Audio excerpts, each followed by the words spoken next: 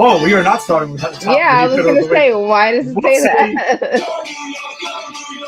What's up, everybody? Welcome to a brand new episode of the Empire 161 show, season 7, episode 12. And yes, just in case you were on another planet or something like that, we are opening with the 1994 Knicks intro music because the New York Knicks are the 2026 NBA champions. I never thought in a million years I would say those last words, the year part, whatever, but it's the other part. And yes, it is wild times in New York City if you don't live here like we do. But yes, all across everywhere, sweeping everything. So we figured, as a New York-based podcast, we will take a minute to acknowledge the Knicks. But thank you for joining us as always. If you're joining us on the Facebook live stream or if you're joining us on YouTube or wherever you found your audio-only podcast, we always appreciate your support. I am Ed, and with me as always is Lisa. Lisa, what is up? What's going on? Hey, so Eddie is very, very happy. He is a Knicks fan. He goes to games. I'm happy too, but to be honest, I don't watch basketball like that. I'm just happy that a New York team won. And I'm excited. Like I can always root for a team that hasn't won in many, many years. The last time they were even in the finals was like my senior year of college, which was many moons ago. So we were neither one of us were alive the last time they won. It was 52 years. Correct. It's nuts. So I'm really happy for them. Plus, I just love this iteration of the team a lot. I think that they gel very well together. We got a few local guys that are on the team that always wanted to play for the Knicks, and they do now. And it's just a really nice, like a lot of nice stories have been coming out since the playoffs started, and they just had an amazing run. I mean, we'll get into it all, I'm sure. But after that, we're also going to talk about the Yankees and the nice little run they had this week. They played the Guardians and they swept them. And then they played the Blue Jays and they won 2 out of 3 games. And I'm also excited because our next episode is our 100th together. Woo! And I feel like we put in a lot of work to get here. So I'm excited for that as well. But yeah, so we got a little bit of basketball, a little bit of baseball. I mean, if we had a little bit of football, it would have been like the trifecta, because we're not going to talk about the other football because Eddie is anti-football. Don't even get me started with that, please. That's a whole nother story. Whatever. For work obligations, I had to set up a watch party for the first game last week. And don't worry, listen. That hurt you. No. If you're paying me to do it, let's go. I'm your guy then. Listen, we have decorations. It's all set up. We had it on. We had food. We had beer served. It was awesome. Game was set up. And then someone's like, hey, man, yeah, who are you rooting for in the World Cup? I'm like, let's go Knicks. Woo! And I just walked out. I'm rooting for it to be over. Exactly. As long as we get there, especially it's like right in the middle of the NBA Finals, I'm like, dude, what are we talking about right now? Like, get out of here with that. But yes, as you had mentioned, the New York Knicks have won the NBA championship. It is. Can you see how happy he is, everybody? It is. He crazy. Can't even say that without that big smile. I mean, I don't want to get into the whole thing of it too, but like, yes, it's a wild time. I am extremely excited. A lot of it brought out of a lot of emotions for me as well, because my father was a diehard Knicks fan, and he had passed away, 6 years ago now, and that really it hit me during this whole playoff run and stuff. So it was something, and honestly, part of the reason at one point in my life I did not cheer for the Knicks, and then the point came where I was like, something, I'm gonna go ahead and do that. This was a while ago now. And I'm like, I'm going to cheer for them, as long as they're not playing like a certain team. And then it started slowly morphing over time. And I never thought in a million years there'd be any kind of changes in any fandom or anything like that. But the passing of my father kind of is what pushed it over the edge, to be completely honest. And yeah, a lot of it was tied to that too. And plus just a lot of things. So it was wild. And this whole thing, it was something else. So yeah, it's pretty exciting. The city's exciting. That's another thing. Like feeling the buzz around the city, just anywhere. Like it's interesting because like the Knicks in general, and you saw it like whenever as soon as they got good again, a couple of years ago, where the city was just starving for it. And the thing is, the Knicks hold a certain place in New York City that the other teams, like the Yankees and the Knicks, are the most popular teams in the city.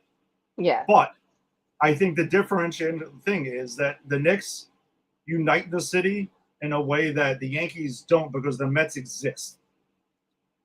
You see what I'm saying? Like there's a portion of New Yorkers who are not going to be happy because they're Mets fans. Like the Mets have a passionate fan base. Yeah. The Brooklyn Nets don't really have a fan base. Well, they became the Brooklyn Nets like in recent years. So no, but what I'm saying is like, sure, and they tried to do their shortcut to this by when they signed KD and Kyrie and got James Harden a couple of years ago. But the thing is like, and this isn't knocking the other sports teams in here at all. Like I'm saying, but there's always a big brother, little brother dynamic in the sports teams because we have a lot of teams. You have the original teams who seem to be the big brother teams, and then you have the little brother teams, the teams that joined like later on, the expansion teams. Like again, the Mets, the Jets, the Islanders, the Nets, right, and the Devils, like their jersey, but you know what I mean, like New York metro area. The original teams are the Yankees, the Giants, the Knicks, and the Rangers, and they always are the more popular teams here. Just stating the fact, it doesn't matter what happens with like in the 80s, the Mets saw a surge in popularity for sure, right? They were really good. The Yankees were down at that time, but it was never like overwhelming like this. Like you got to break down a percentage like of sports fans and basketball fans in New York City. Like the Knicks are like 98%, I would say, to like 2. Like the Nets, it's a really going to be an uphill battle for them to ever kind of state their claim. Obviously, you have to be successful first. But like with the Knicks, it is the team that kind of unites the city with that. Like it just, again, because there's just not a lot of Net fans that exist. And we do know one. We do know one, and he has an interesting story. And I would love to give him some truth serum to see if he regrets his decision, especially now. But no, I don't think so. I think he absolutely. If you gave him truth serum, I think so. But I don't have that available, so I would never be able to. It's never gonna happen. But yeah, you know what I mean. Like it's just, again, baseball and basketball are the sports of New York City. I'm not talking about Long Island or anything else. Like that's always been our heart. Like more popular than football. As much as I love hockey, more popular than hockey. And with the Knicks and the Yankees, like when they're good, yeah, like there's a huge buzz in the city with that. But again, it's because of the existence. Like the Mets do have a fan base. Like they have a strong, passionate fan base. It's smaller than the Yankees, but you see what I'm saying. Plus, they're a fan base that hates the Yankees. Like they genuinely, so they will root against them. There's in you're a basketball fan in New York City, unless you moved from somewhere else, you're not cheering against the Knicks. It's just not. So that's why it's been awesome to see the city, just the excitement, the watch parties, and all of that. And unfortunately, you had like a couple of morons out there doing vandalism crap and kind of like trying to drag it down. A couple, unfortunately. Yeah, listen, there were 60-something arrests made in New York City. I saw it was, it was on the New York one earlier.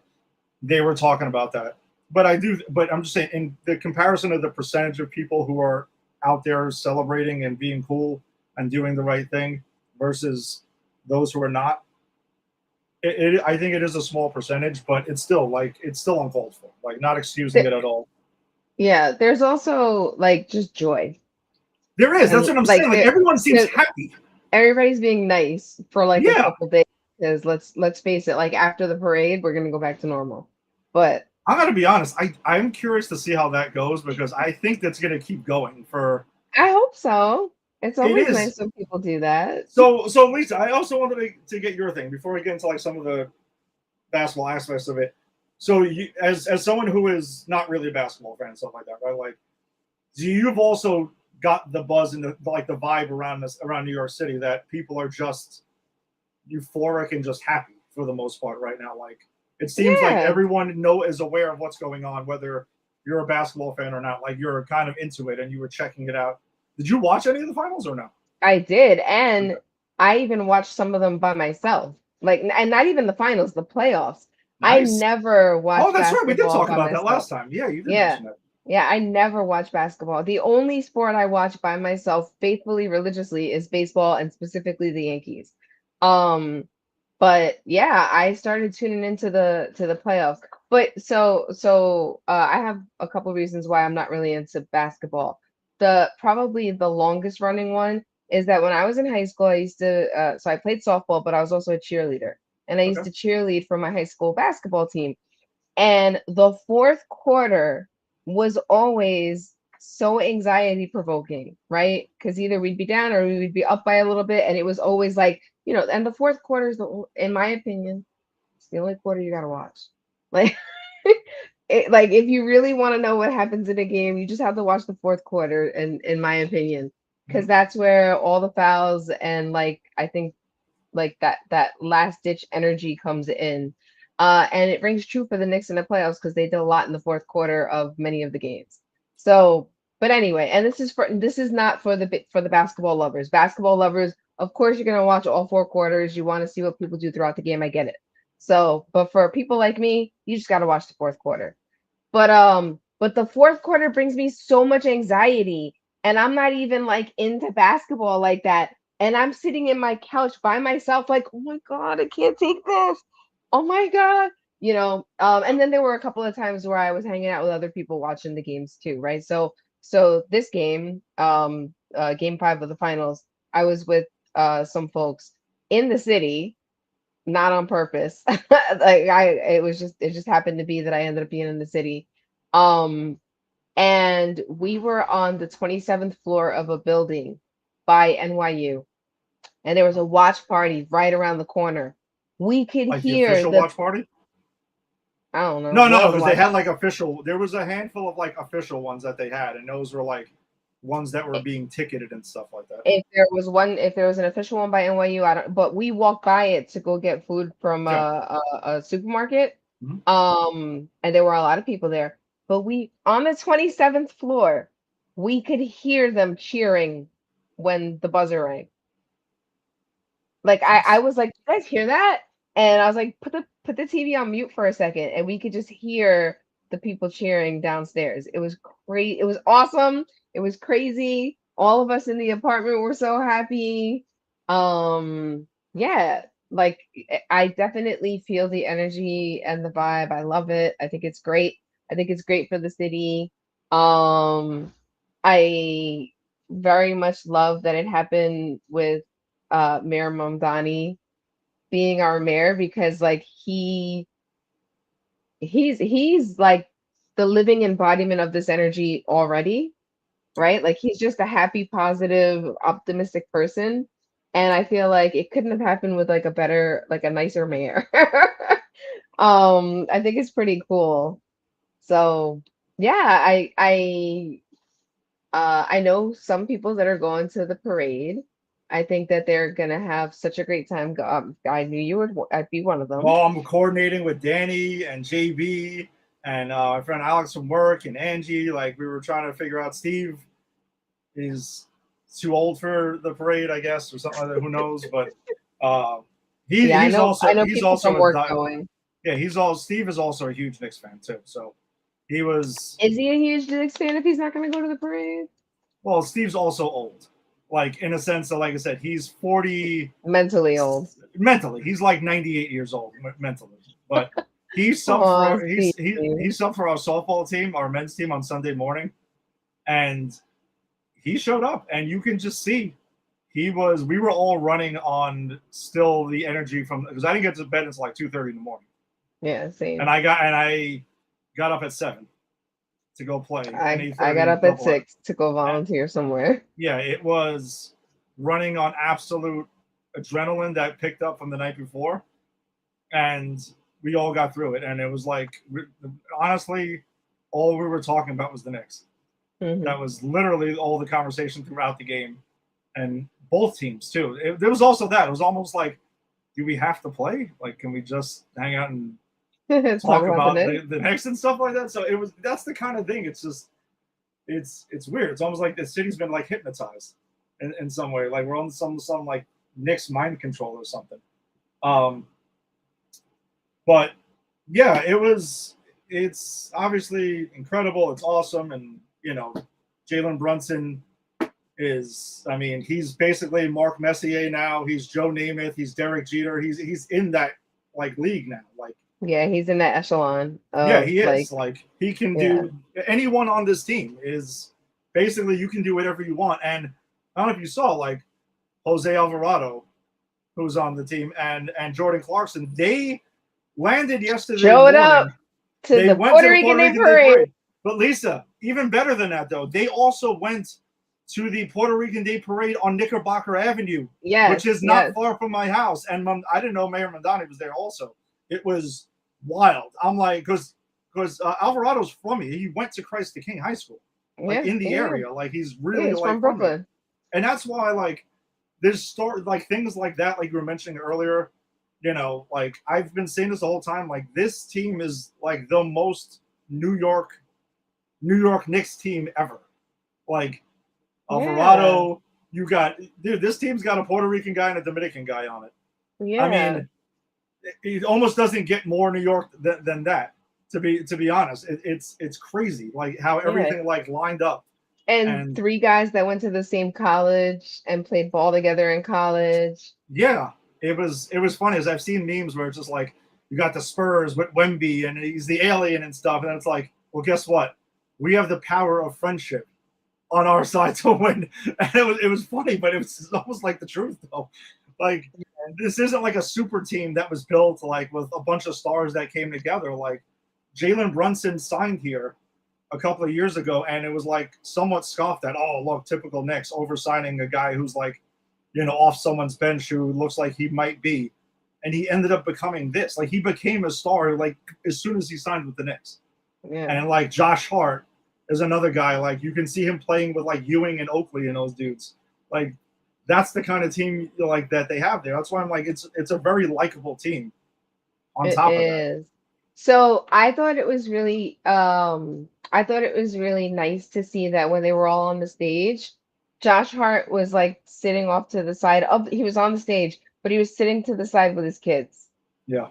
And I thought that was really sweet. And they were saying like he's just like a very unassuming, down to earth guy. And like he just won a championship and all he wanted to do was sit and chill with his kids. Like I just thought that was so precious.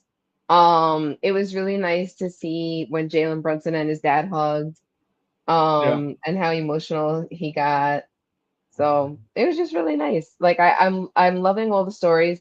I don't know if you saw when he was getting ready to walk into the locker room to do the champagne thing, they asked him like, "What do you want to do?" And he was like, "I don't know, be on an episode of SVU," because I know he really loves Mariska Hargitay. I'm sure he's gonna be on an episode of SVU. Like, there's no question. He can do whatever the hell he wants now. It doesn't matter.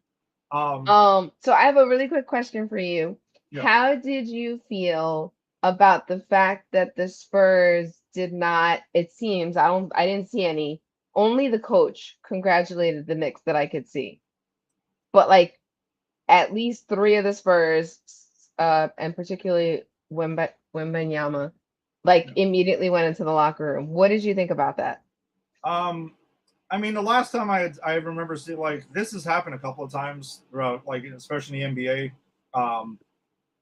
Like when back in the day, when the Pistons and Bulls played and the Pistons were winning, they had a thing where they, when the Bulls finally beat them, they left the court early. They stormed off. This is in The Last Dance. It's well documented. Yes, I remember that. Yeah, they left early, and it's always rubbed me the wrong way. I'm like, you should show after the ending of a series, you should show good sportsmanship with that. I know it's not in every sport. In hockey, it's actually extremely customary at the end of every series, and those dudes are beating the crap out of each other. Like, really, like we talk about hockey players, whether you're a hockey fan or not, they're on another level of. You got to be a little nuts There's got to be a little crazy in there to It's play hockey. very brutal. And I would put them in rugby. Like rugby's probably a little bit worse. Yeah, for sure. But they do it. You know what I'm saying? Like as much as like it pours into that, they do it. We've seen boxers do it. Yeah, boxers do MMA it. Football guys. teams do it. Football teams always like come to the middle and shake hands and stuff. Yeah. So I don't know. I think it was, to be honest, poor form. I understand you just lost. You know, like I get that, but there was also another aspect to this. Like the Spurs are a really young team who will probably be in competing for titles for a while. I mean, the Knicks are not as young as them, but like the Knicks should also obviously be up there for a bit too. I'm hoping they learn from this and they don't do that. But also, Wemby showed me another side of him in this series that I didn't see coming. That he's pretty dirty. There was a couple of times it wasn't just this series because it was the series in the OKC series too. Yeah, he did. But there was two specific instances. Which should have been flagrant fouls on Wemby against, most about three of them, to tell you the truth. Two of them were against Brunson. Yep. And then one of them in the last game. Very clear ones, too. Yeah, in the last game when Brunson hit the three, and you see Wemby put his eyes down and look and put his feet in the landing zone. Which you saw, this was obviously premeditated, what he was doing. And the NBA refused to hit him with a flagrant 2 because that would have triggered an automatic ejection and he would have been suspended for the following game. Yeah. Right? Because this could have happened earlier in the series too. Yeah. And this is where the NBA really needs to take a look at, where you don't give superstars treatment, especially like this. Because guess what? He could have injured Brunson. And then what are you going to do? You're not going to protect that star, but you're going to protect that one. And he also could have hurt OG pretty badly too. Yeah. As well. And you don't push guys in the back when they're in the air as well. And these are like injuries that could have happened. I could have like broken legs or something like that. And just because of that, guess what? He's going to do whatever he wants then. If he knows you're not going to hit him with the flagrant, what is there to lose? Except for just like not being an asshole. How about just playing the game? I don't normally condone like eye for an eye stuff like that anymore. Like, I definitely did when I was younger because I had a hot temper. But Stephon Marbury posted something about I think it was, I don't know if it was game 4 or game 3, I can't remember which one, but he was talking about like how, all right, you've seen what he's done, now y'all got to do it too. And I wasn't mad at that because I was like, this guy is getting, like you just said, like he's getting away with so much crap. And I very much noticed that like he was one of the first guys to leave. He didn't do any interviews like immediately after. And I just think we're fortunate that there's a lot of class act players of sports in New York, right? That it doesn't matter if they win a game or lose a game, they're going to the interview, they're going to talk to the media, because in New York, media is massive. Yeah. Just like LA, just like, a couple other places. But I would think LA and New York have the biggest media presence for sports teams. And you don't have the luxury as a player on a New York team to not talk to the media. Like, I think that's one of the things they train their players about. So this guy walking off the court, I get it. It's in your own home. I understand. That hurts. That hurts a lot. But y'all got your asses kicked the entire series. Like, I'm blaming somebody else for our loss. Yes. That seemed to be very clear. It seems to be very clear. We don't have to name his name, but yes, it's not very a coincidence. clear. It's very clear that we had that one loss because but who of brought that. the vibes back though? Knicks were down 29 points, and in game 4, who performed at halftime? Oh, yep.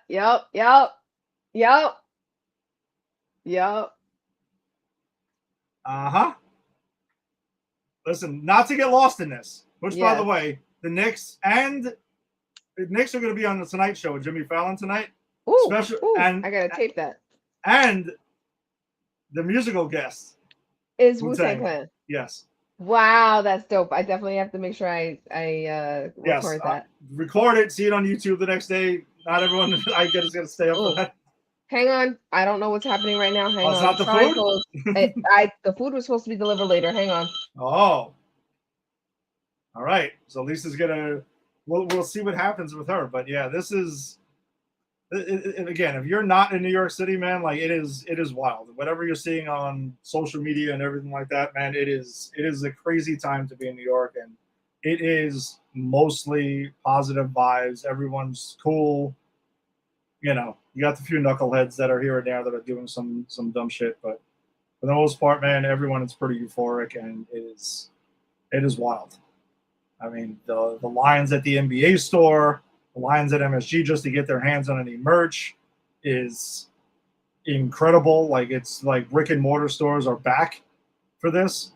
I think it was Joe's McFly on he's with John Boy Media. He had a tweet the other day that was it hit me a little bit too. It was like, man, too bad, because this Knicks playoff run could have saved Modell's. And I'm like, you know something, man? You're right, because it's crazy. Like, Fanatics, again, and I'm not trying to bag on them, as I know I did around the World Baseball Classic and for the Olympics, but they got to do some better job at meeting the demand earlier. Because if you me and Angie ordered some stuff, and we're going to get like the jersey in August, we're going to get this in July, we're going to get this there. And that's terrible. Honestly, I'm going to credit Dick's Sporting Goods, though, because they kind of took a page out of the Modell's book. On Saturday morning, I happened to go into Angie did a whole window thing for the Knicks. She kind of, she made up her own thing and stuff like that. It looks awesome. And I went to Modell. I mean, I wish. I went to Dick's, and I'm like, hey, let me go. I was looking for something there. I know, right? 40 and slip there. And they had signs up that said, if the Knicks clinch tonight, we are reopening shortly after the game. Wow. Go Dick. Oh, and I live like 10 minutes away from one, if that, 5 minutes probably. And I told Angie that, and we're like, all right, knock on wood, we're not even going to talk about it again.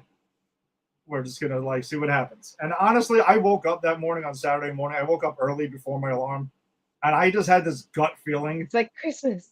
That to me, there was no way it wasn't going to happen Saturday. I don't know. There was something about it. Yeah. I feel like, again, they would have won in 4. Yes. They would have won in 4 if somebody just stayed home. Somebody had yeah, I totally agree with you. And I have to say too that I am glad that they won on the road, because we already saw, like how exuberant people got. I feel like it would have been even more if they were home.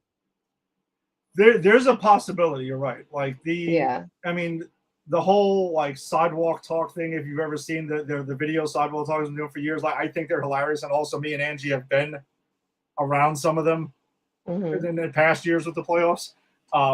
It is wild. Again, as long as you're cool, because it's the stuff that's coming out of people, they're not even thinking about it. They're just blurting words out. Yeah. It's hilarious.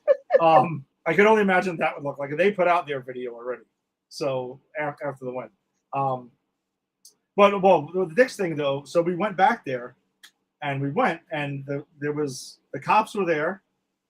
They were, make sure, and everyone was cool. Everyone was pulling up, just smiling, just like, well, after you. Yeah, exactly. So the line wasn't so bad there when we first got there, and of course the cops were allowed to buy stuff first, and I'm like, okay, whatever. Oh my god! And they didn't have a big selection. They had the locker room T-shirt, which, by the way, I just want to state, I think is hideous, and did not buy the locker room T-shirt. Usually, I'm all about the locker room T-shirt. I'm like, no. Me and Angie both passed. We actually ordered New York or Nowhere, came out with their shirt, and we're like, nice. That's what we're gonna go with, and we're getting them in 6 weeks. But we will not have it for Thursday. But yeah, they had a pretty limited selection of stuff, but even it would turn into a 2-hour project, and I ended up I got myself a lanyard and a shot glass, Lisa. I didn't buy anything else for myself. Well, it was also limited to the locker room T-shirt. There was this other 47 brand shirt which I bought for Steve. Okay. I gave it to him next day at the game. I bought his locker room T-shirt. Danny wanted one. JB put in an order. He wanted a towel, and I got him whatever he needed. Because I'll see him next week, so he knows he'll get it from me before he gets it from Fanatics. And my boy Alex at work, who always hooks it up with he helped me get the Bad Bunny hats for you guys and everything. So Alex is the best. Yes, I had to look out. We definitely look out for each other with these drops and stuff. We both understand. Yeah. It's good to have the inside man there. So I really quickly want to shout you out because you do this all the time for when you know that your other friends are into something like the Knicks or the Yankees or whatever, you will go shopping for them all the time. Yeah. And it's so appreciated because I definitely wanted that Bad Bunny hat and I was so excited when I got it. And there's other things that you've gotten for me before. So hearing that you did this for some of your fellow Knicks fans, I totally see that. And I know everybody's super grateful that you think about them. Well, my pleasure too. It feels like the right thing to do, and others look out too. So it's just I have no question they would do the same in the same boat. So always. We have a good friend group. We do. We absolutely do. People definitely got each other's back with these types of things. And with the Bad Bunny hats, by the way, yeah. I had a maneuver way to get Maggie and Chris them also, but you guys are all set. Yeah. It turned into a thing, but I didn't care. I was almost challenge accepted now too. Do this. But yeah, so I mean, whatever. It turned into a 2-hour thing, and then it is what it is. It was fine. And again, people were just happy and stuff, and but that line was, Lisa, that line was nuts. I'm sure. Because people kept showing up and showing up and showing up, and it was wrapped around the back of the store, and it wasn't going away. It seemed like more people kept on doing it. It was, I don't know what time they stayed open till. Oh my gosh. Yeah. So I'm hoping to be going back there on a night in October. Late October. Would be awesome. Yes. That would be phenomenal to do that. I would love to do it again. I want to spend another 2 hours in Dick's Sporting Goods after midnight. I want you texting me and being hey, what do you want? Saying. Yeah, let's get the orders set. The day of the potential clincher. We're not jinxing anything. We're just being prepared. We're not. We're just being prepared. That's all. Staying vigilant. Yeah, exactly. But yeah, it's been awesome. Can't wait to go to the parade and everything. And like you had mentioned, it's true.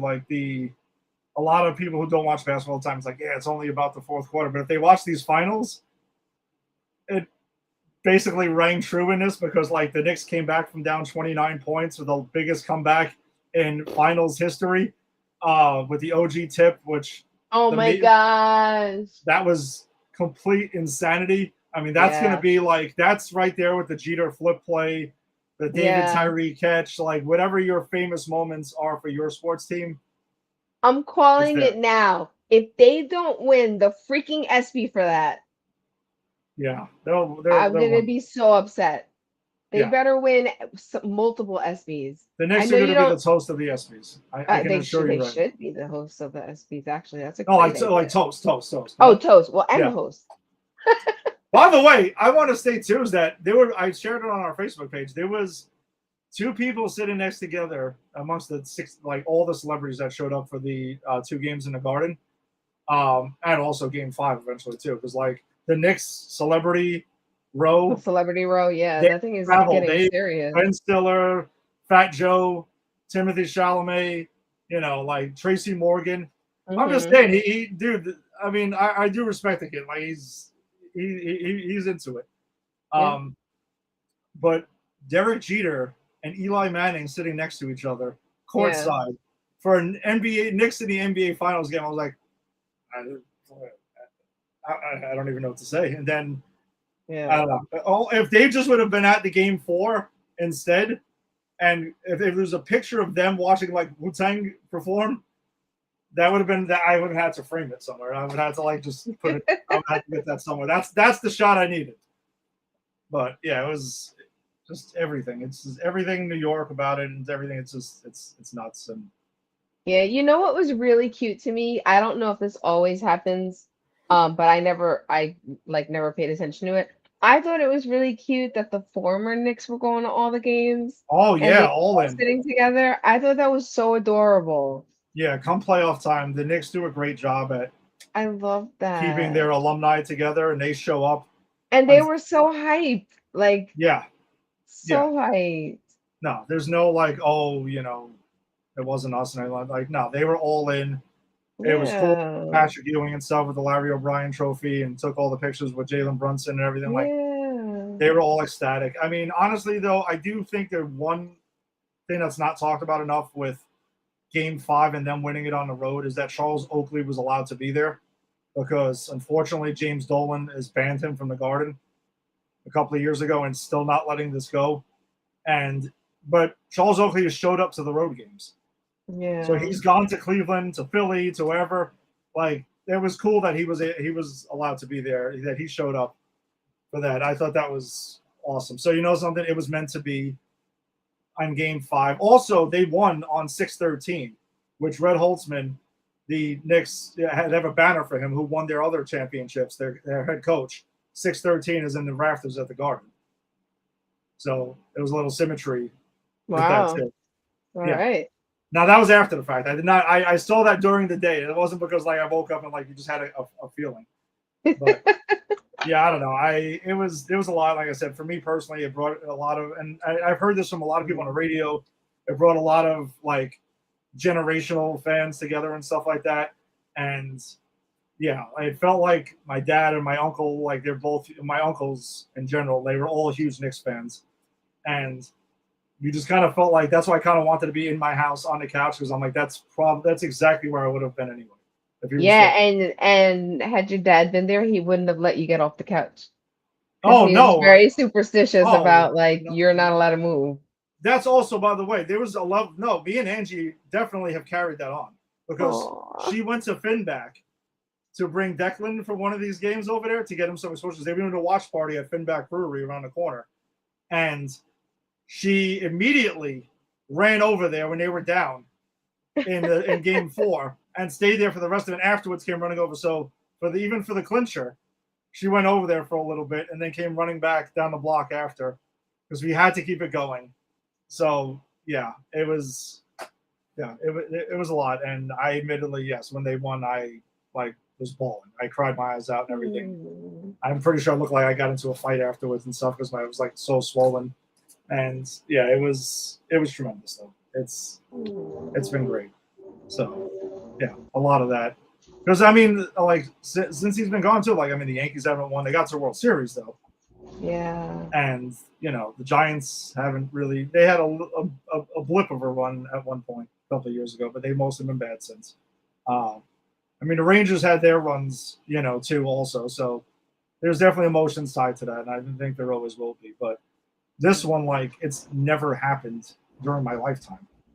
Yeah. So, and I know my father, like, he went through a lot of the heartbreak in the 90s and stuff, too. So it was almost like, and also, honestly, like, thinking about Steve and Francisco and Chris and, like, these guys who, like, they had their hearts broken a lot, and it was, like, happy for them and cheering for them as well, like, that this is their time, to get it. So Yeah. it's pretty awesome. It's pretty I awesome. would say maybe one day I'll feel like that, but the Jets are never gonna win the Super Bowl in my lifetime. So that is eerie because I was about to ask you that right before we moved on. No, there's been the talk now, right? Like the Knicks, for the most part, were known as kind of like, honestly, they were pretty bad for like a losing franchise. Like they haven't been Yeah. really consistently good since, besides these handful of years recently, since the 90s. Mhm. So the question was like, are the other franchises that have had very long now, I mean, the Jets owned the drought to begin with, the longest one. Does this give you hope as a Jets fan that maybe, just maybe, they can now do it soon? Nope.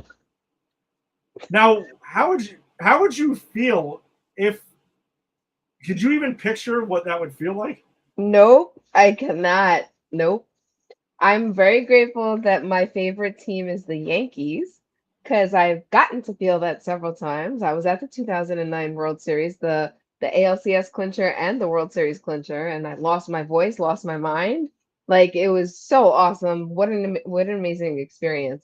The Jets have had a couple of seasons in my lifetime where it was like teased, right? Like they were in the playoffs a couple of times. They had a solid team, but I mean, even the last, I'm gonna say like 3 to 4 years, I haven't even been like interested in watching their games. Like I'll watch any other football game except theirs now, because it's been, I feel like they've been stepping on their own feet for the last like decade and a half. And I really truly think there's a curse on the quarterback position, because something always happens to their freaking quarterback, no matter who it is. Um, and then you look at like I was really shook by Nick Mangold, what that he passed. Because he was one of my favorite players from the team, even though he had already retired. But j- like I could not name a current player right now on the Knicks. I mean, excuse me, on the Jets. I think you can name. Put it this way, I could Lisa, you name the can name starting more Knicks. lineup of the Knicks, You and can I'm not name way even a more Knicks fan. than you can Jets. I I think can that's the statement. like I really can't think of any Jet right now because I've just been so out of touch with them for a little while. And I want them back in my heart because I am a Long Island girl. That's where I grew up, and I'm a Jets fan because they used to practice at Hofstra University, and my brother would take me to go see the practices every year, and like I just got really into them for many, many years. Um I even like went to Miami to go see them play the Dolphins and got harassed by Dolphin fans. They were not nice to me and my friend. um, but yeah, that's my one team that I know. Like, yeah, it's probably not gonna happen in my lifetime. And if it does, I will be giddy and lose my mind in a different way, right? Because the Yankees, like that's the difference too for me, is my passion is 100% Yankee. Like that's where all my sports passion goes, pretty much to the Yankees. They have my whole heart and soul. They've always had it since before I was even born, because my whole family is a Yankee family. Um, like I'm so invested in them that like my energy, my excitement is it's why I have a freaking it's why we've done 100 episodes of talking about them together. I couldn't even fathom talking about whoever has Jets podcast. I'm so sorry. Like, it must be really, really hard. Woo. I mean, listen, I mean, Farachi and Tim they do the Giants podcast on Pop Culture Pros. I mean, it's been a bit. It's been a tough period, but yes, the difference being that like in my lifetime, I've seen the Giants win 4 Super Bowls. Yep. Right. Yep. I've seen the Yankees win 5 World Series. Right. I saw the Rangers win the Cup in 1994. The drought. I'm still waiting for the next one. Liberty won in our lifetime. Huh? Liberty. Yeah, well, that's what I'm saying. Like, I think this thing is like there are certain fans, right? Like with Knicks fans right now, it's like some are Yankees, like Yankees, Giants, Rangers fans, and if you're of a certain age, you did see the Rangers win in '94, as I did. So you've experienced championships from one of your teams in your lifetime. Yeah. But if you are Mets, Jets, Islanders, and you're also a Knicks fan, like that's not guaranteed. I mean, the '86 World Series was a long time ago now. Not everyone was. I mean, we were alive for that and everything, but I mean, the Islanders won their 4 cups in the early '80s and haven't been back since. The Jets. I mean, it's '69. I mean, it's when the Mets won their first one. So I think it's a different perspective, but yes, seeing there's a lot of fans, wherever your other teams are, the concept of seeing the Knicks win the NBA championship was basically unfathomable until it's now happened, and it's still like just talking to people and stuff, like it's still like surreal that it still happened, you know. But yeah, again, my favorite sport's baseball, right? Mm-hmm. Like, yes, if I hate doing this, but if you had to rank the teams and stuff, yes, the Yankees are the Yankees. That's what it is. Yeah. But you listen, you've known me for a while now. You've seen me during Rangers runs, during Knicks runs, during Giants. Like it goes there. Thankfully, it doesn't happen all at the same time.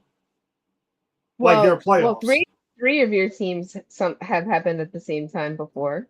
Well, no. What I'm saying is their playoffs, because you can compartmentalize. Oh, yeah. Yeah, because Rangers and Knicks can sometimes overlap. They're the ones who do overlap. Yeah. But they usually it's usually like night to night, which is why the spring of '94 was still insane, because when they both went to the finals together, they were on every other night. So whether it was the Rangers or it was the Knicks, you were back and forth. And I still but that's so awesome though, because even now, having to wait a couple days, I was like, why do I have to wait so long? This is not like, it's only supposed to be like 2 days. Yeah, well, the NBA also has stretched their series. God. They didn't do that back then. It was not like that. It was basically game off, game off, game off. And when the Knicks and plus also they shared the building, so they had to alternate, and it was. Shout out to the crew who changed the floor to ice. Like, yeah, that's because that was a lot of work. And actually, I went to. I'm pretty sure Francisco was on this one too.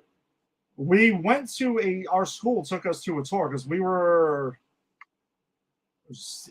freshman year of high school, where they took us to the Garden during that playoff run for a tour, and we got to see them setting it up and stuff like that. It was pretty sick. Cool. It was pretty sick. Yeah, I've gotten a tour of the Barclays Center. Barclays Bank funds 3 programs in my organization. So they let us go on tours of the Barclays Center, and they showed us how it was done too. And I was like, that is so cool. That was when the Islanders were like borrowing the Barclays Center. Yeah. It's a pretty wild thing that they're able to do, flip back and forth. Yeah. But all right, so listen, it's been 48 minutes. I know. We went into other stuff too. We also went on other tangents, but yes. Yeah. But listen, those going to the parade on Thursday, be safe. Or whatever. Please be safe and enjoy the parade safely, and let other people enjoy it safely. This parade has been decades in waiting, so just have fun. Yeah, everyone just all love on Thursday. Everyone have fun. Yeah, it's gonna be wild. So, and I'm curious to see what the attendance looks like, because I've been to a few championship parades. I got to go to all the Yankees ones during my lifetime. Went to 2 Giants ones. Went to a Rangers one. So, but it's been a minute now. So I'm curious to see what the turnout is, especially like the factors we were talking about. I feel like it's going to be massive. I actually switched. So I normally work in the Bronx on Thursdays. I actually switched it to Wednesday so that I didn't have to deal with any craziness Thursday. So I will be happily in Brooklyn on Thursday, and I will watch it on the news later in the day.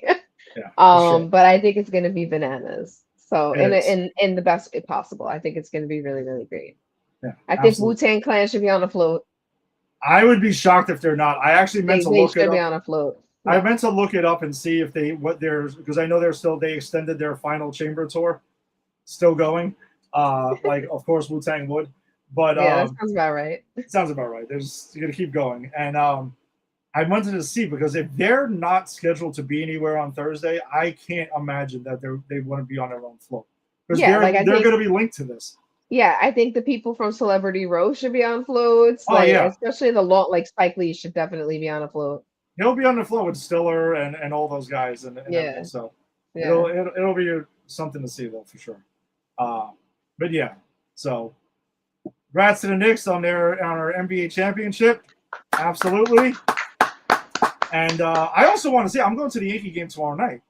So I'm curious to see if Josh Hart throws out the first pitch, or Brunson or somebody. I just have this feeling they're going to tie it in somehow.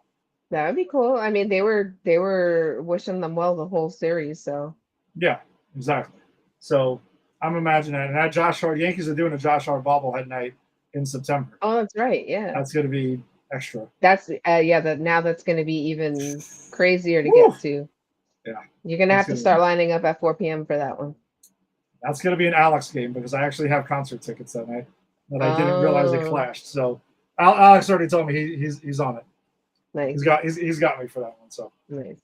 All right. So though, there is baseball though to talk about as well. What? So there is some baseball to talk about, because we don't forget about the baseball. See, this is how you balance You balance the sports fandom. You got enough love for all of it because there was no missing of a Yankee game at all. You know how my basement's set up. So game 3, there was Knicks. There was also Yankees though. Yeah, absolutely. I was switching back and forth too. Yeah, so there was no. That's literally why it was designed for the basically spring and fall, when one is in the playoffs and the other one's just starting. So, but the Yankees did go ahead and start their road trip in Cleveland and took down the Guardians by the final of 7-5. Will Warren took a no decision in that game. 4 in the third, 4 hits, 3 earned runs, 2 walks, and 5 strikeouts. David Bednar did pick up the win in relief. Paul Goldschmidt continued his resurgence here. I mean, or surgence, whatever you want to call it. Yes, that has been the text back and forth now when he goes deep. 1 for 4 was 8th homer of the year, 3 RBIs and a run scored. Cody Bellinger, 2 for 5, 2 RBIs. Ryan McMahon, 1 for 2 with his 7th homer of the year, and obviously an RBI on the homer. So, though, Lisa, did you go to one game or did you go to multiple games? I only went to one game, yeah, because I came home the day after. This was the game. Okay. So, Lisa, you were in attendance, so this is your first time at Progressive Field. Yeah. What did you think? First of all, it was extremely easy to get into. Like, we never stopped. We didn't break pace at all. It was so easy to get into. We did get there early. Parking was easy. We parked a block away. Like, it was so easy. And the first thing I said as soon as we walked in, I was like, "Oh my God, this field feels so small." Like, Yeah, it feels like the audience, the crowd is way closer to the action. And I liked it. I also splurged and got seats in the third row by the Yankees, somewhat near the Yankees dugout. Nice. So Yeah, we were right by the field, which I can't afford those seats at Yankee Stadium. I wouldn't even try. But it was really nice. Everybody there was really nice. We sat in a section that it was all Yankee fans and then one family of Guardian fans. Look at that. I already messed up. Of Guardian fans. But everybody else around us was Yankee fans. We were sitting next to this really lovely family that was visiting from Buffalo. They come to Cleveland a couple times a year, so they come to when the Yankees play the Guardians several times a year. Yeah, everybody around us was Yankee fans. And Eddie, the picture I sent you of the food I ate. Huh? Man, I'm mad at my nephew because he messed up. So before the game, I did my due diligence. You would have been so proud. I was like, Guardians food 2026. And I looked up stuff and I texted it to my nephew and I was like, we are eating this at the game. Or at least I am. I don't care what you eat. I'm eating this. Oh, man, listen, he can get his own thing. I mean, he could, but we ended up sharing it. So there's I don't know, I don't know if it's a restaurant, just a single restaurant or a chain. Well, it must be at least 2 of them. So my nephew's staying in Akron, and he took me to the restaurant on my first day. It's called Good Company. Their wings, Eddie, are so good, so good. So they have a dish at the ballpark, and it is called spicy Thai fries. Y'all know I love some loaded fries. Love them. Just like I love loaded nachos. That I'm still mad that the Yankees have not brought those back. I bring that up at least once a season on the podcast. So these fries, and forgive me because I should have had this loaded already, but I gotta tell you what was on the fry. Oh, actually, I wrote it down because I'm good at my prep. So these spicy Thai fries had sweet chili pulled pork, shredded carrots, sliced cucumber, green onions, and drizzled with something called, I hope I'm saying it wrong, right, sambal mayo. I don't know what that mayo was, but it was delicious. The fries were like they were they had a little crunch to them, but not hard. So good. We devoured them. We got there early enough that we had them before the game. Fifth, sixth inning comes around, and I'm like, TJ, you want some more fries? And he was like, mm-hmm. So I was like, all right, cool, go get them. Because I got the first round, you get this round. This child comes back with some chicken bacon ranch fries. What? I'm like, this is not what we had. This was not the agreement. What did you do? And he was like, I like chicken bacon ranch stuff, and this looked really good too. And I figured we already had that, so let's try this. He ate most of it because it wasn't bad, but it was not the spicy Thai fries, and I really wanted them again. Like I was really upset. So, but the ballpark was beautiful. We saw Goldie hit his home run. That was really fun. It was a really long game. Yes, I remember there was really, and it was 95 degrees. Yeah.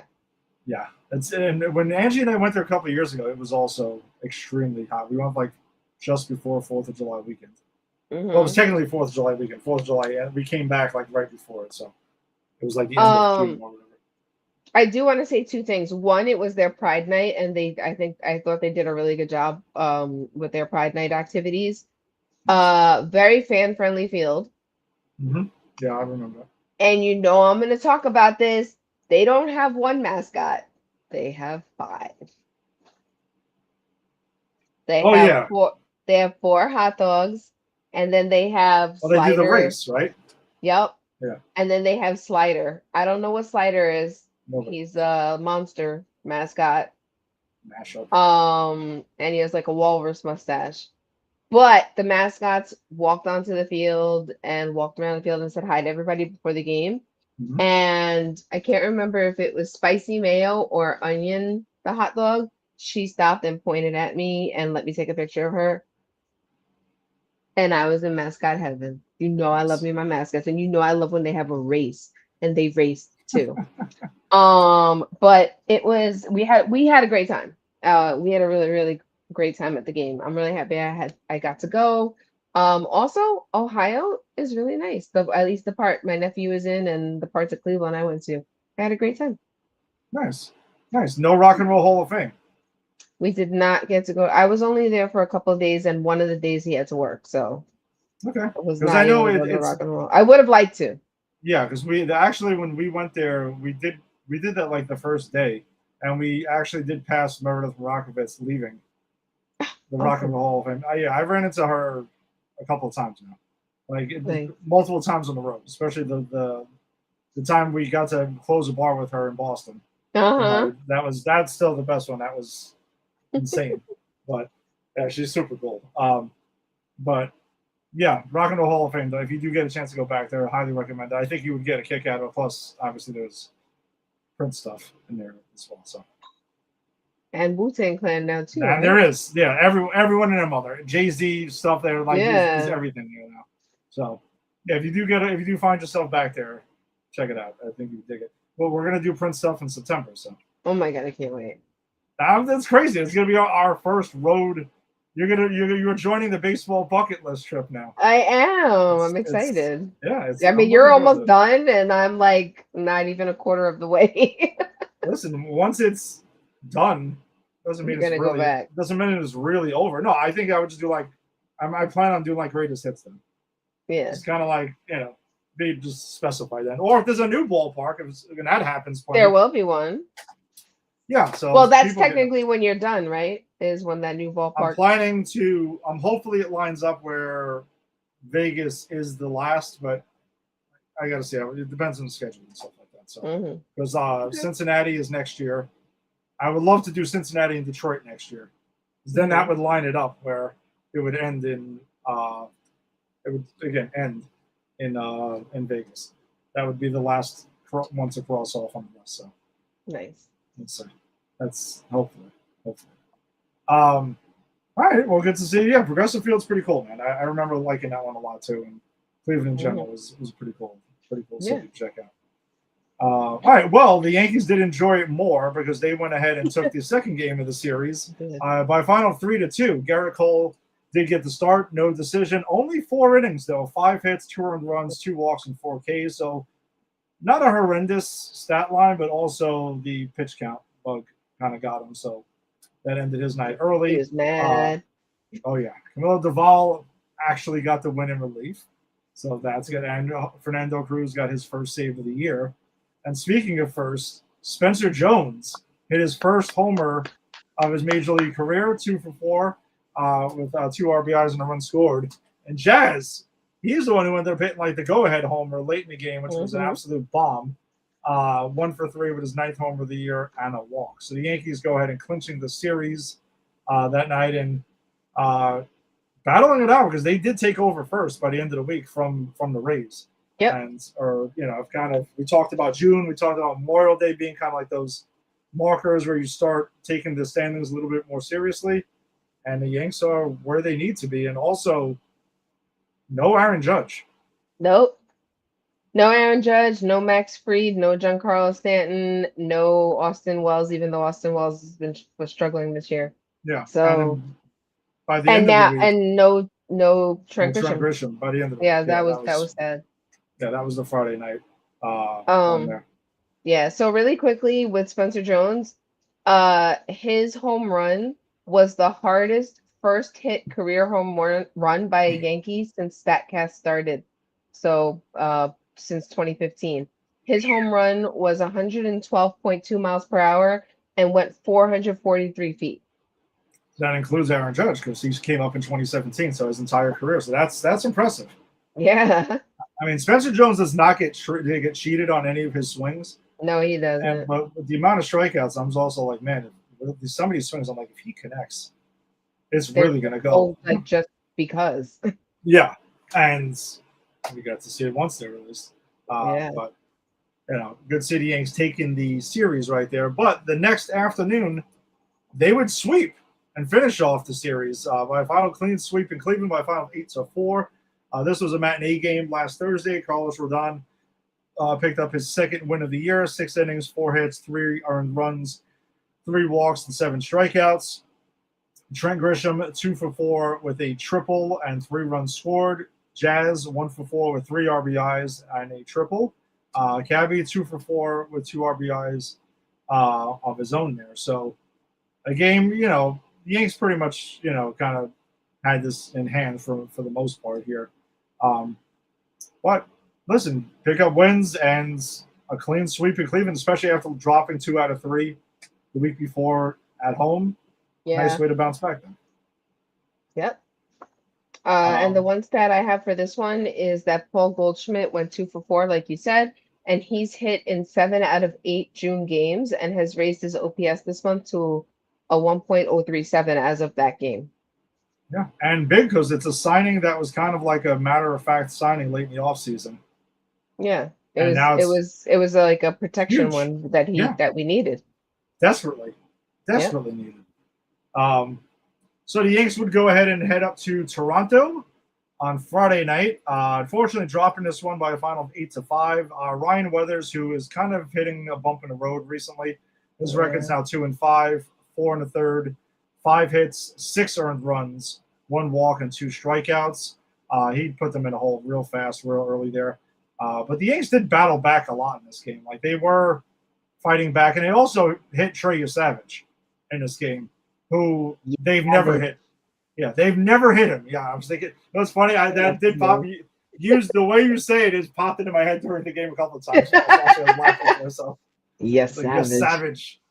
Especially when they got a hit off him. I'm like, yeah, you savage.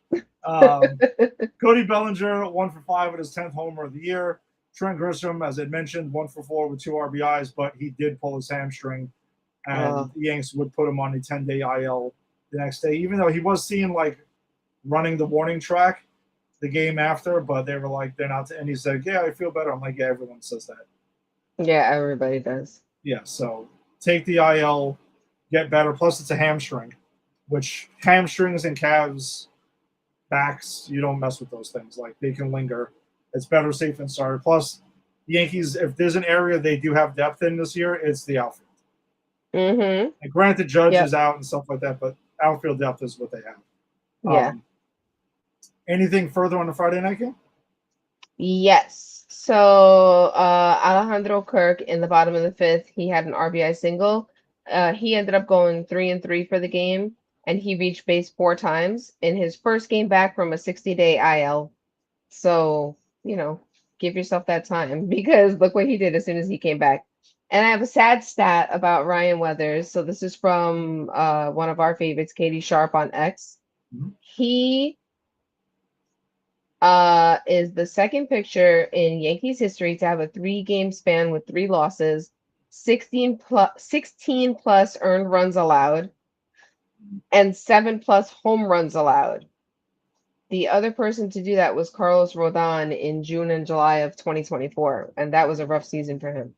Yeah, that's not the Rodon you want to be compared with at all. So I hope Ryan Weathers can turn things around because that's like it's been rough for him lately.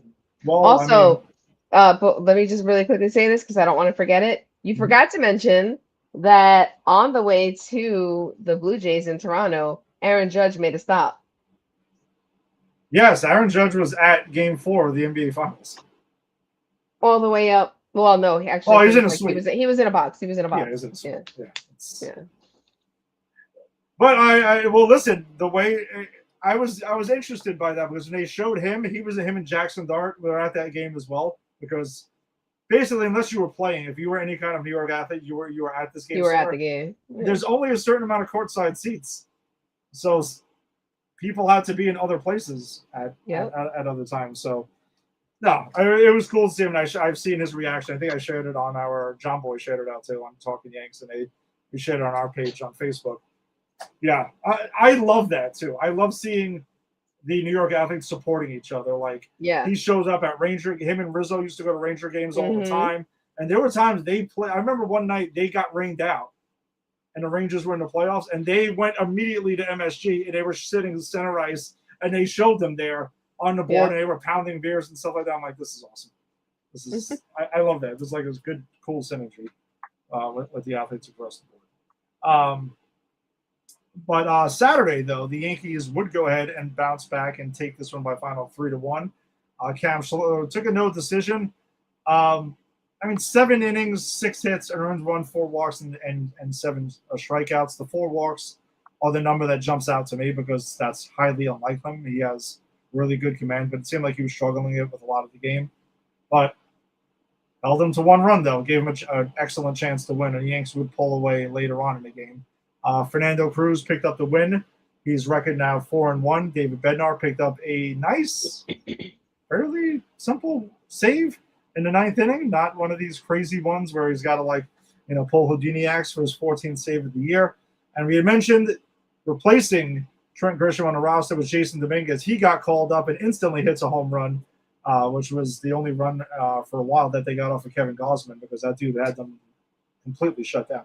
I think it was only hit for the first 7 innings or so. Did you hear the story about that?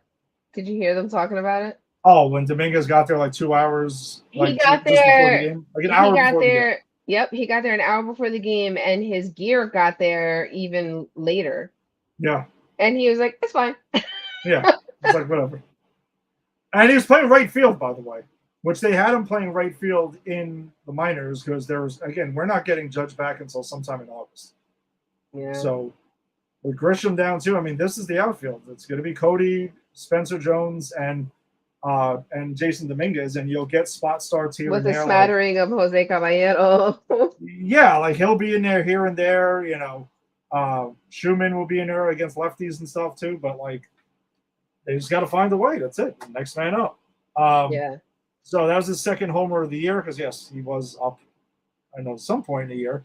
And he did get that home run earlier in the year. Paul Goldschmidt, though, he hit the big 2-run homer off Lewis Garland in the 9th inning to give the Yanks the lead, who Garland's looked unhittable all season. So that was the first home run allowed by him since September of 2025. Ridiculous.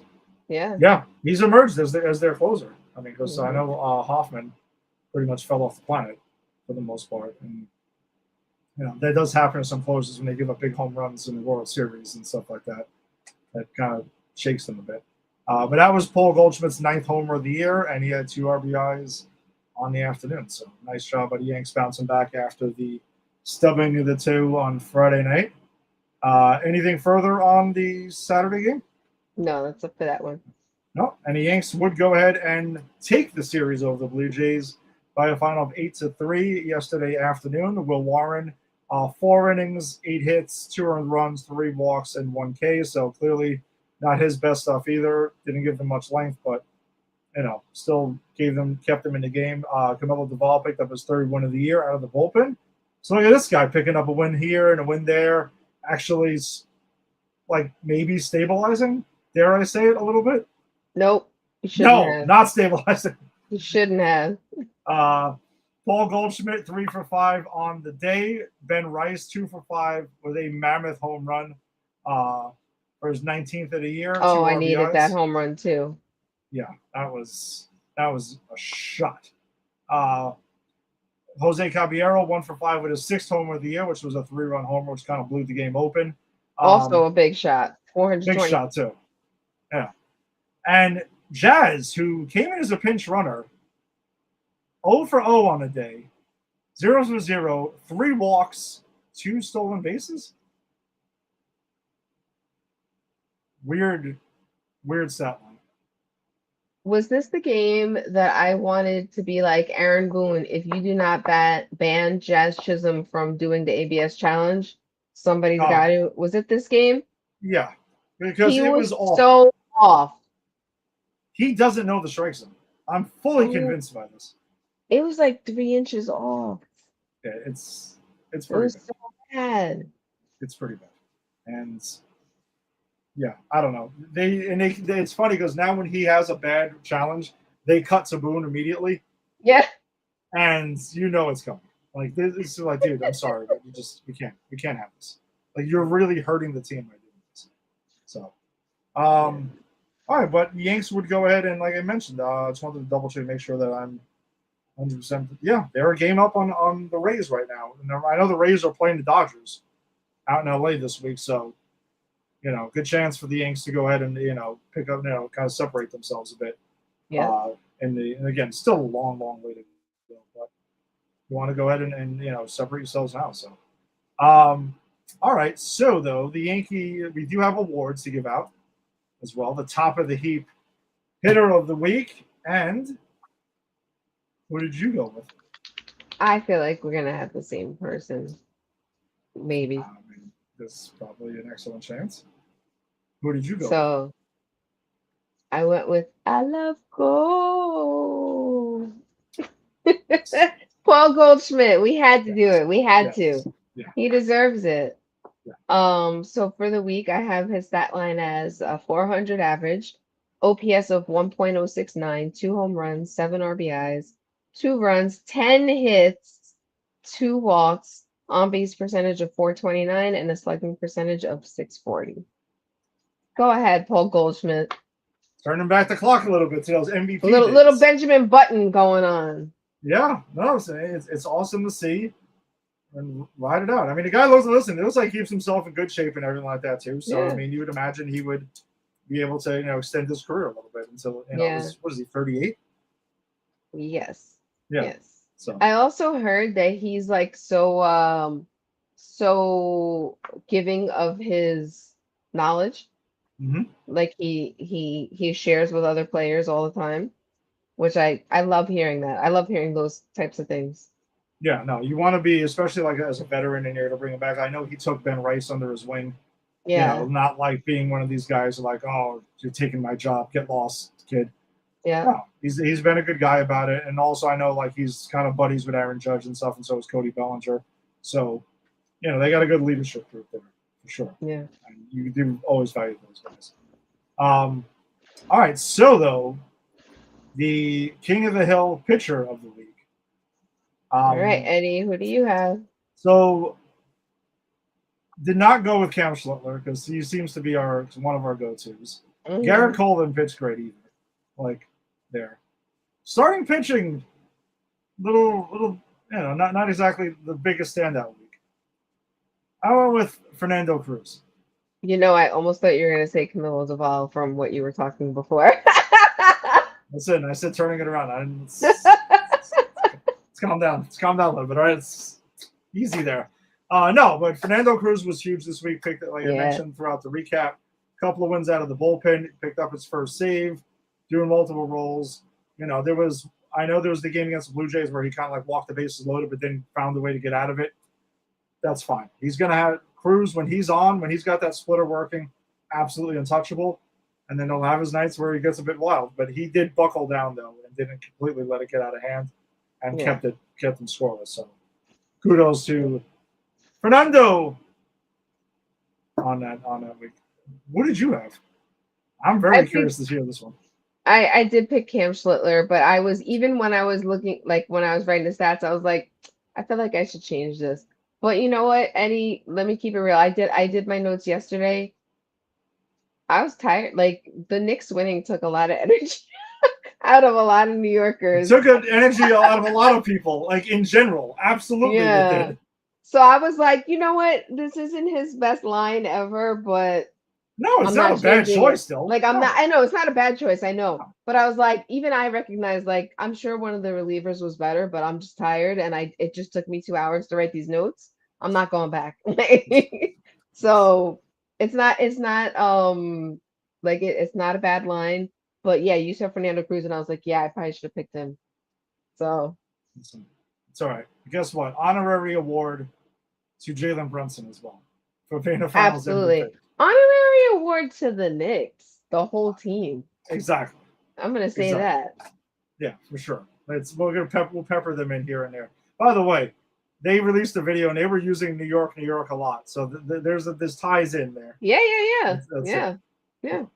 All right. But the Yankees do go ahead and welcome the White Sox, which, by the way, are not a pushover this year. They've actually been playing some pretty good baseball, so nothing to sneeze at. Like maybe when we looked at the schedule earlier in the year and like, the White Sox. Don't sleep on them. But what do we got coming into pitching probables? Because tomorrow night, by the way, so I will be there for what I'm curious to see if it's going to turn into an actual Game of Thrones. Because there's only 5,000 of those hats. Oh, it is tomorrow. I am fascinated to see how this works. Good luck. That's crazy. I still can't believe you need to get there very early. You know I will. No, I mean like earlier. Because remember for this one? Yes. We had it. By the way, this is like a dress on me. Yeah, I have noticed. I did not comment on it. I'm like, Lisa's making this. She's doing something with the jersey because I was like, I had to tie the back of it because otherwise, like, it would be drooping too low. Y'all don't need to see that. But even when I stand up, it's a dress, which is fine. Which is fine because like everybody knows that he's the man of my dreams, right? So like, if he really was my man and I stole his shirt, this is what it would look like. So like, it's like I'm really wearing his shirt. That's how I feel. So it didn't work with a t-shirt underneath it? Oh, I don't know. I wouldn't do it. It's too hot. I'm just saying you're gonna have to do the move. The basketball jersey over the t-shirt. No, girls don't do that. You're gonna have to. No, Angie does it when she wears her basketball jersey. No, true, she does. You have to. No, this is actually my first time wearing it. So and I was like, it's hot. I'm just, I'm just gonna do the little knot in the back. I'm not going anywhere. It was just for y'all. That's it. But anyway, I did. I wanted to get in the spirit. So tomorrow, Tuesday, is the first game of the series, and the White Sox will have Davis Martin on the mound. He's a righty. He has a 9-2 record, 2.41 ERA, and 79 strikeouts on the season. He'll be going up against our GOAT of an ace, because there's 2 aces now. Actually, technically there's 3, but one of them's on the IL. But our GOAT, Garrett Cole, he's a righty. He has a 1-1 record, 2.45 ERA, and 18 strikeouts on the season. And then Wednesday, game 2, Anthony K, not related to Michael, I'm assuming, is a left-handed pitcher. He's a 6-1 record, 4.34 ERA, and 53 strikeouts. He'll be going up against Carlos Rodon. He's a lefty, 2-2 record, 3.19 ERA, and 34 strikeouts. And then on Thursday in Game 3, Sean Burke will be pitching for the White Sox. He's a righty. He has a 3-4 record, 4.15 ERA, 73 strikeouts for the season. And let's hope he has a good game. Ryan Weathers will be pitching. He's a lefty, 2-5 record, 4.36 ERA, and 81 strikeouts on the season. So hopefully the bounce back for Weathers. And now that's also the Yankees soccer jersey night. Oh, that okay. Yes. I did not trade in my tickets for that one. I'm sure you didn't. No, I didn't. It does look pretty cool, though, I will say. It's cute. Yeah, it is. It's a cool jersey. Actually, one of my coworkers is going today. Was a big soccer fan. That's good. We found out about it right before we went to the annual Rakuten game, and he was hyped, so he's going to go. Oh, I wanted to ask you about that too. I mean, there was a tough game because they lost. Yes. But did you guys have fun? Yes, we had a great night. A lot of fun. Always have a blast hosting those things. I know you had fun because I texted you and you didn't text. I texted you for Paul Goldschmidt and you didn't respond for a long, long time. And I was like, I remembered after the fact because I was like, Eddie usually texts me back right away. Yeah. And then I was like, oh wait, he's hosting the game for his job. So. Yeah, you saw me like you got to go last year, so you saw. No, like, I know. Yeah. You had to schmooze. You had to schmooze. Yeah. Schmoozing and also answering questions and stuff and making sure that we had the right food and stuff and everything and like all of that. So did you have the ice cream thing again? Of course we did. Oh no, I cannot have it. That was so good. It was awesome. It was absolutely awesome. And they actually showed up earlier this year. Wow, nice. Yeah, they did show up pretty late last year. All right. Yeah. There's always hope for next year. There is, because it ain't going anywhere now. So we're already in. We're 4 years in, so definitely year 5 will absolutely happen. That's awesome. All right. Well, thank you for joining us as always. It's been a fun night, different spin on the show today, but listen, we got it all in. It's all New York. It's all love. Great times. New York or nowhere. Exactly. As always. New York or nowhere. And I happen to have like so we got both of them. So there you go. All right. Well, thanks for joining us as always. If you're joining us on the Facebook live stream, be sure to check out the Empire 1601 Show's Facebook group, where be sure stats and lineups and highlights and all the stuff that don't make the show. Check out popculturepros.com on Facebook, because that's what we are presented by. You're on Instagram. Check us out at Empire 161 Show, where Lisa will have some updates on Carlos Stanton and his maybe coming back, not coming back. Who knows what it is? Maybe his favorite ice cream flavor. I don't know. Completely just making it up right now because Ed doesn't have Instagram and he has no idea what I put on there. No, I should, honestly. I absolutely should. But dude, check us out there. If you're checking us out on YouTube, Pop Culture Pros, you can like and subscribe there. And wherever you found your audio podcast. And tune in next week for our 100th episode. Yes, we will be having our 100th episode. We will be finding interesting ways to celebrate it. So check us out there. Yes, we haven't come up fully with that. Trust me, we will. And it'll be a hell of a lot of fun. So let's go Yankees. Let's go Knicks. Woo! Let's go. Enjoy ourselves and have a good week. Peace.